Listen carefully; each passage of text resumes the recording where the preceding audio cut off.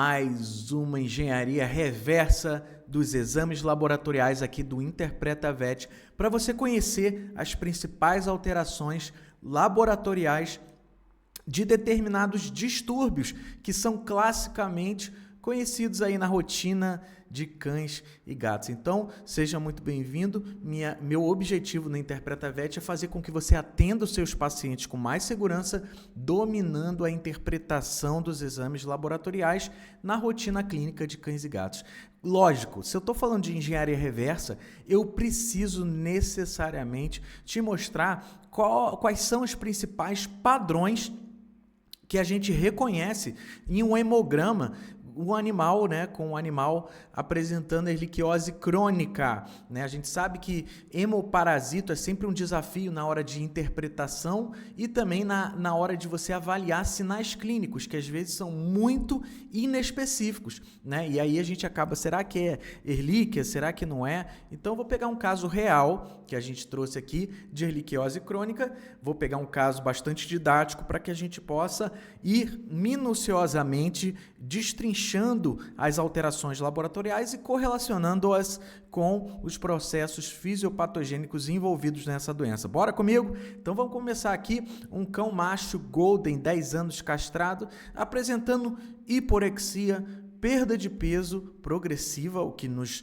já remete a algum processo mais crônico, e esplenomegalia palpação. Lógico, a esplenomegalia ela pode estar presente sim na erliquiose, mas ela pode estar presente em diversos tipos de processos inflamatórios e infecciosos, Sabendo que o baço é realmente um dos grandes componentes do sistema monocítico fagocitário e, portanto, ele vai aumentar, ele vai causar hiperplasia por conta de reações inflamatórias infecciosas, autoimunes e etc.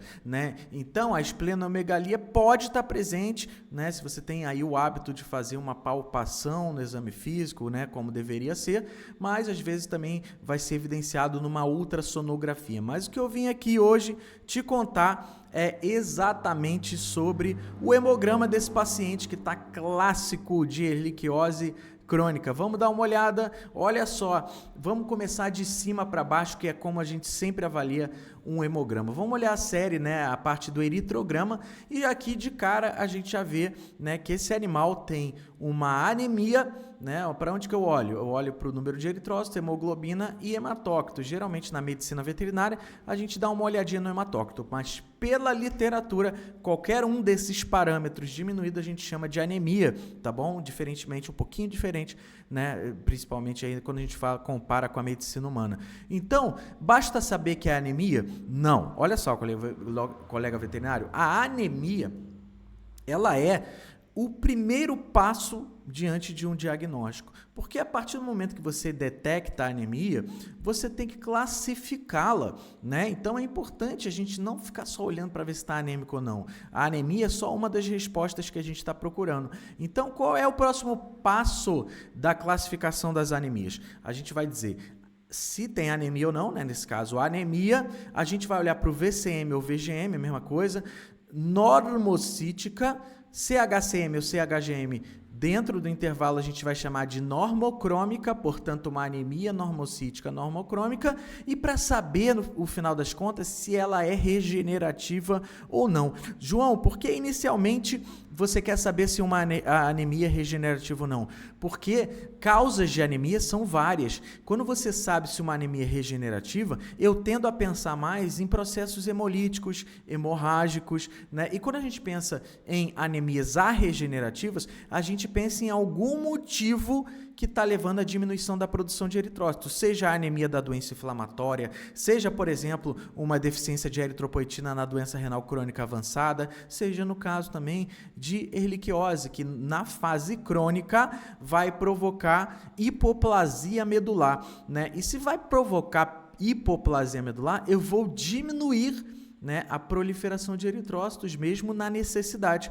E aí o que acontece? É esperado que a gente encontre uma anemia arregenerativa. O que é uma anemia arregenerativa? É quando você solicita a contagem de reticulócito, no caso do cão aqui, e você tem um valor dentro aí até 60 mil reticulócitos por microlitro. Isso significa que mesmo diante de uma anemia, não houve resposta medular, né? E isso classifica, né, como arregenerativa. Se fosse regenerativa, eu esperaria aqui nesse momento um aumento de reticulócito, uma reticulocitose, que seria evidenciada aqui, ó, quando você olha acima de 60 mil, né, células reticulócitos por microlitro. Nesse caso está 19 mil, ou seja, está dentro do intervalo de referência, é classificada como uma anemia arregenerativa. Então, a gente vai ter uma anemia normocítica, normocrômica arregenerativa, né? Qual é o outro passo aqui? Vamos continuar. O que a gente encontra aqui?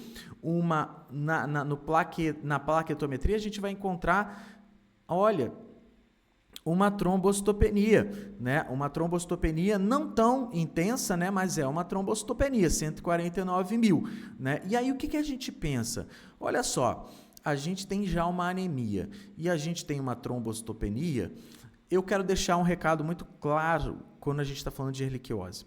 Olha só, não tem nada de errado em você suspeitar de erliquiose nos pacientes trombocitopênicos, tá? Qual que é o grande problema e pode ser uma armadilha para você? Considerar que toda trombocitopenia é erliquiose, porque você fecha os olhos e as possibilidades para outros diagnósticos diferenciais que provocam trombocitopenia. Mas eu tenho um recado importante para você. Quando o animal está trombocitopênico, você pode incluir erliquiose no diagnóstico diferencial, desde que você considere as outras possibilidades.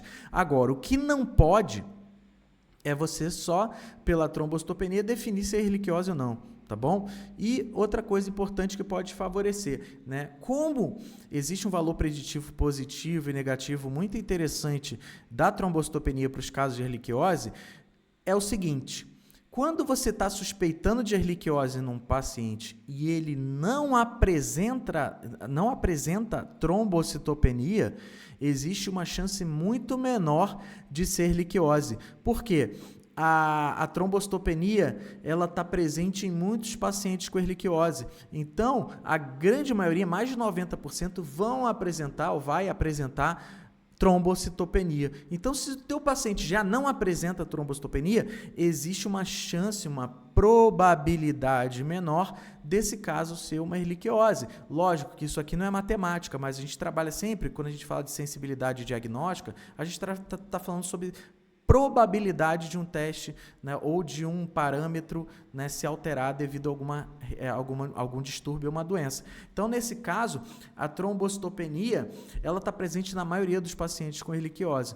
Então, nesse caso aí, 149 mil, uma trombocitopenia, eu até diria leve, né, para os casos que a gente costuma pegar de erliquiose crônica, onde a gente tem aí, às vezes, 20 mil de plaqueta, 30 mil de plaqueta, mas o fato é que cada erliquiose vai se comportar diferente no hospedeiro, não é isso? Isso a gente tem que ter total noção. Uma coisa que você tem que lembrar é que a trombocitopenia pode estar presente em todas as fases da erliquiose, tá? A trombocitopenia na fase aguda geralmente está mais associada não à hipoplasia medular, que é uma característica mais de subclínica à crônica, mas o que acontece para intensificar a trombocitopenia na fase aguda? Primeiro,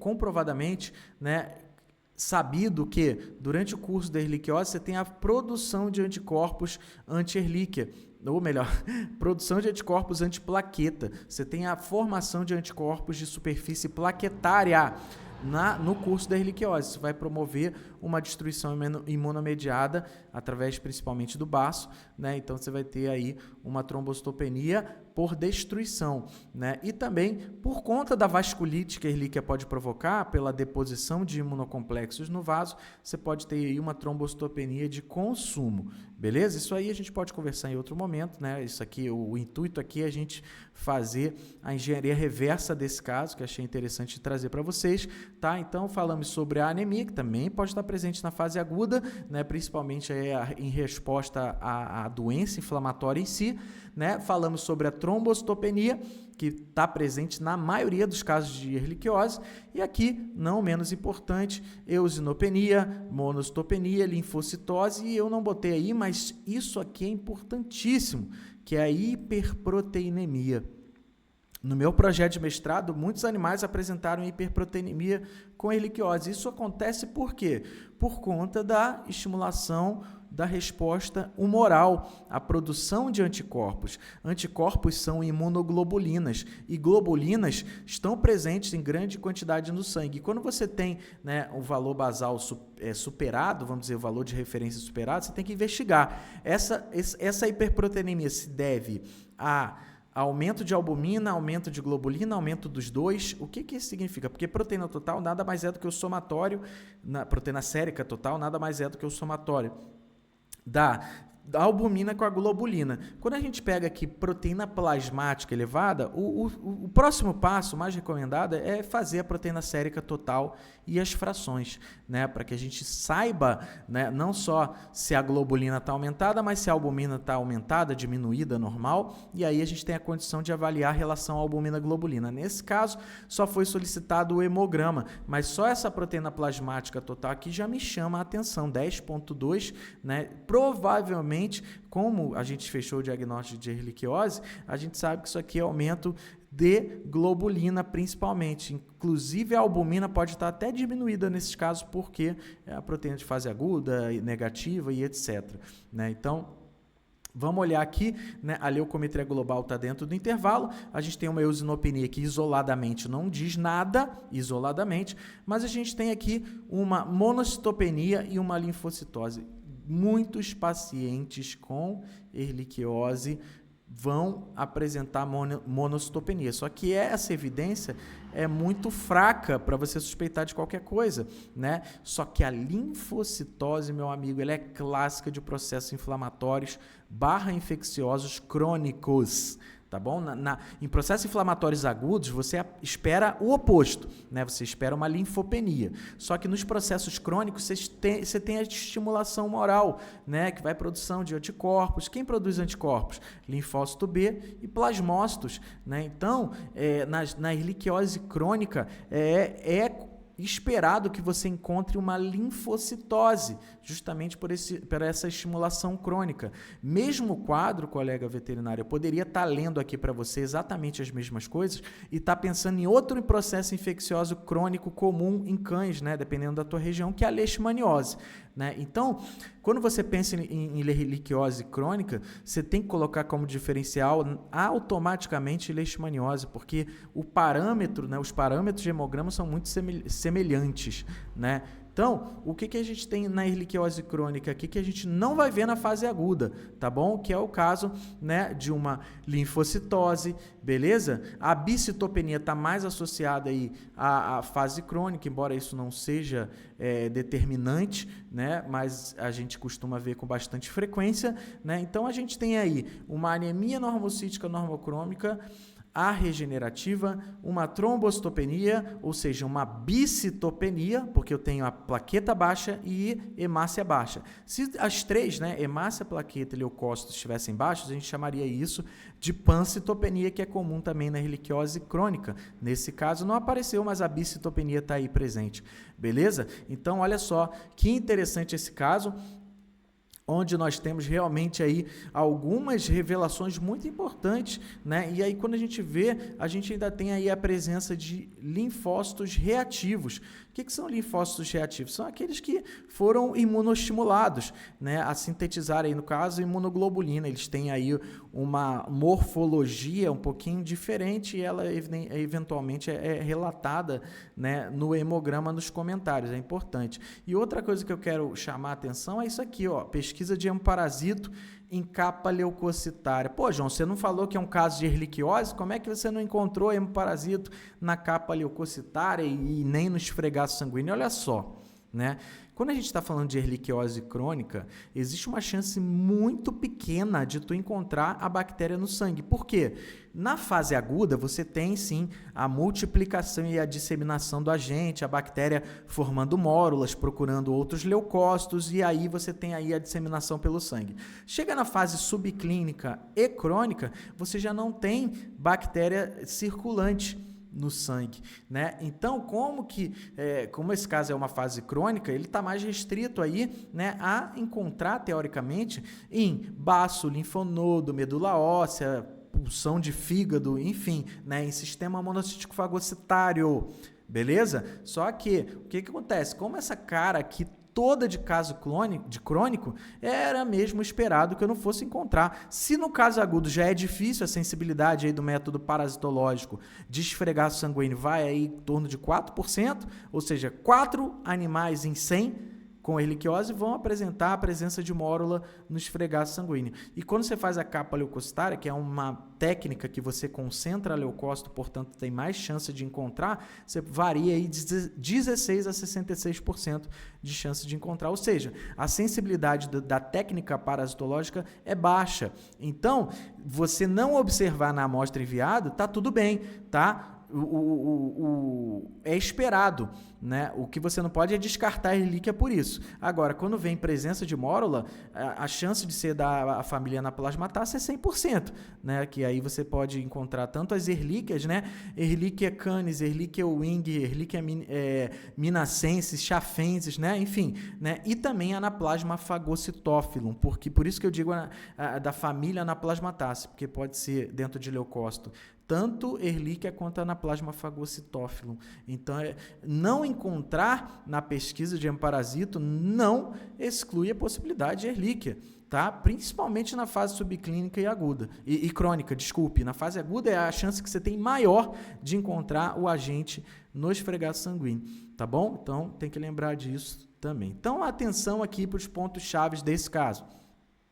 Atenção para as bicitopenias, né? Anemia com trombocitopenia, anemia com leucopenia, leucopenia com trombocitopenia. Por quê? Se você entende que a erlíquia na fase crônica, ela se comporta até como um mecanismo imunomediado, ela vai provocar hipoplasia medular, eu posso comprometer a linhagem eritroide, né? A gente pode comprometer os leucócitos e também as plaquetas, provocando aí uma hipoplasia medular que pode até, né, progredir para uma aplasia de medula óssea, que aí o negócio fica feio, né? Atenção para a hiperproteinemia, sempre é recomendado. Se tem lá, mesmo que não tenha proteína plasmática aumentada, você deveria fazer proteína total e frações séricas, né? Que aí você ainda tem aí como interpretar a relação albumina-globulina, que é importante. Se a relação albumina-globulina está diminuída, existe uma chance maior de ser um processo inflamatório, infeccioso e etc. Pesquisa de hemoparasito. Como você viu, na fase crônica, cara, a chance é quase zero de tu encontrar um hemoparasito no sangue total, né? Então, tem que lembrar também desse caso. A linfocitose por estimulação humoral, você vai ter aí a produção de mais linfócitos, principalmente linfócito B, né, que vai produzir anticorpos, né, mas é importante você saber que a linfocitose pode estar presente numa erliquiose crônica até a ponto do clínico suspeitar de leucemia linfocítica crônica, tá bom? Então tem que ter cuidado com esses casos. E qual é o melhor teste na fase crônica? A gente não falou sobre isso, mas é aquela que é o seguinte, vamos lá, tem dois parâmetros. Primeiro, você pode abordar pela sorologia correlacionada com achado do hemograma, né, que aí você já teve tempo de soroconversão, então a sorologia confrontada com a alteração laboratorial pode te dar o diagnóstico, tá? Então, você pode fazer o teste rápido, que seria o 4DX, que não diferencia IgG de IgM, mas aí tem que lembrar só que a positividade fica aí reagente por quase um ano ou mais, né? Então, cuidado com a exposição prévia da erliquiose. E você pode lançar a mão do imunocombi, no caso da Ehrlichia canis, onde ele vai detectar IgG, tá? Que são as células de memória. Portanto, ela vai começar a aumentar dentro de 4 semanas e pode ficar aí por um ano também, beleza? E aí, outra questão importante é cuidado com falso positivo, né? Sei lá, o animal foi atendido em janeiro, e você solicita depois, o animal dá entrada na clínica em agosto. Você nem lembra mais que ele teve erliquiose, você faz o 4DX nele, ele dá positivo. E aí você acha que aquela doença em questão é erliquiose ainda, só que não, vai continuar positivando. Inclusive, conhecemos um caso em que o médico veterinário acompanhou a resposta de tratamento com 4DX, algo que é totalmente incorreto, já que o 4DX vai positivar animal recuperando ou não, porque é a presença de imunoglobulinas de memória, tá? Então tem que ter cuidado com isso aí, beleza? Então, dito isso, fica atento, né? Não esquece de fazer diferencial com leishmaniose, que é muito parecido, tanto a alteração laboratorial quanto o sinal clínico da erliquiose crônica. Importante você fazer esse diagnóstico diferencial. Depois você conta para mim o que você achou dessa engenharia reversa, tá? Que tem como princípio, né, destrinchar um caso já diagnosticado e vir, né, tentando explicar de forma fisiopatogênica, né, as alterações laboratoriais que tu está encontrando para que teu próximo caso seja mais fácil de pelo menos estabelecer diagnósticos diferenciais. Então eu vou ficando por aqui nessa engenharia reversa. Até o próximo vídeo. Um abraço.